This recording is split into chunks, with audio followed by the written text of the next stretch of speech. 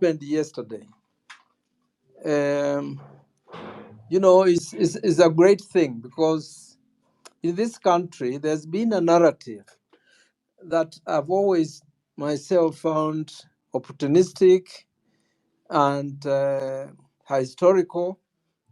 The narrative that the two factions, that the two ruling class factions, within them, there is one that is a lesser evil.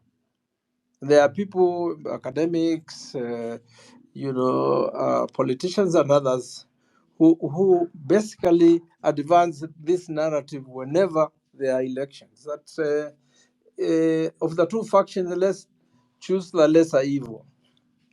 And I think it's unacceptable, because if who chooses between evil? It's nobody chooses, between evil. And what happened yesterday is what we have been saying all along, that these two factions and their political parties are basically birds of the same political feather. Okay, and they come together when their class is is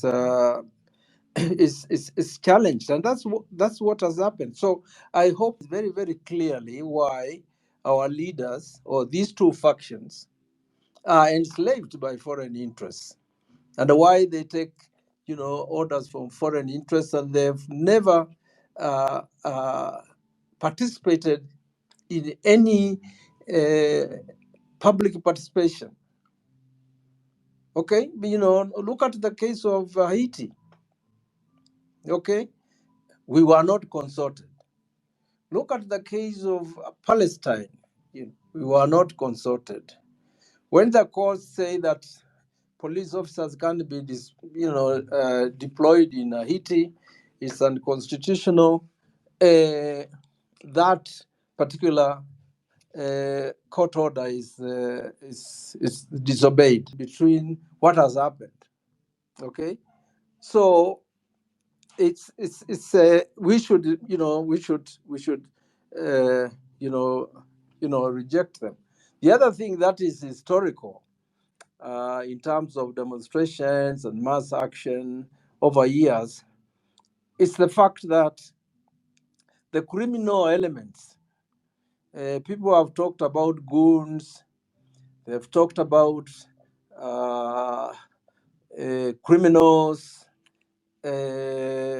What we have known all along is that within the police force, there is always a criminal gang, and that gang invariably is reports to the president, and not to their superiors.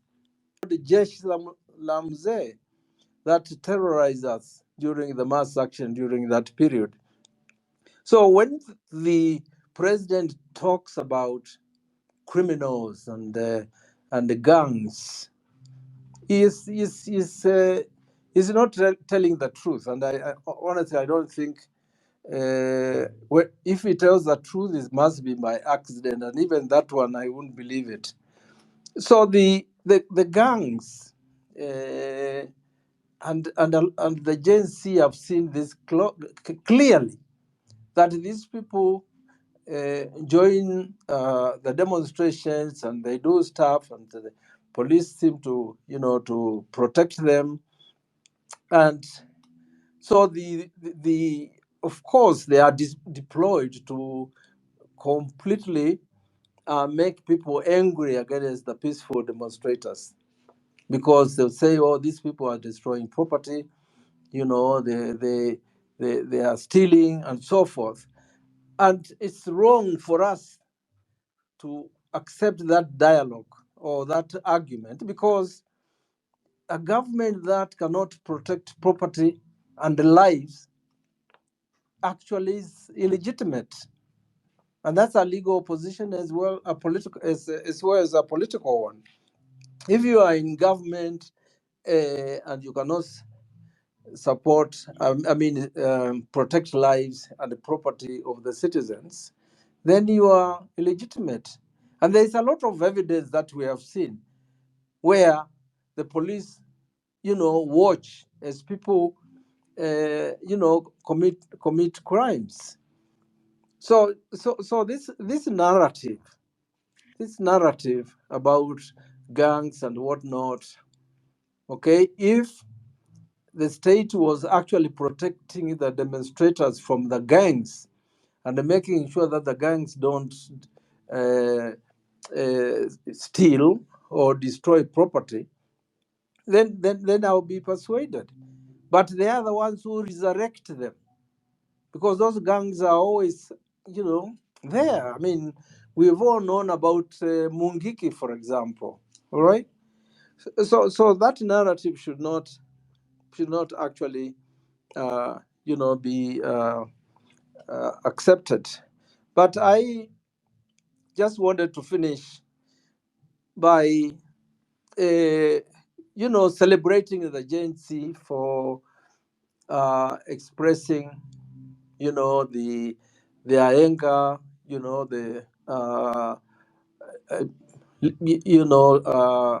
protesting, this uprising or this revolution, uh, and I look at it also as a generation that is also telling the government that they have to respect constitutions, they have to respect the rule of law, that they have to respect the human rights of Kenyans, and they are talking about the material interests of the youth and the Kenyans, and that's politics of issues for me, and I think it's very, very important, and I think it should be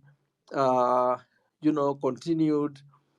Uh, the JNC will have to decide, and I'm sure probably they have already decided, because I know they have political parties and social movements, that particular generation. So basically,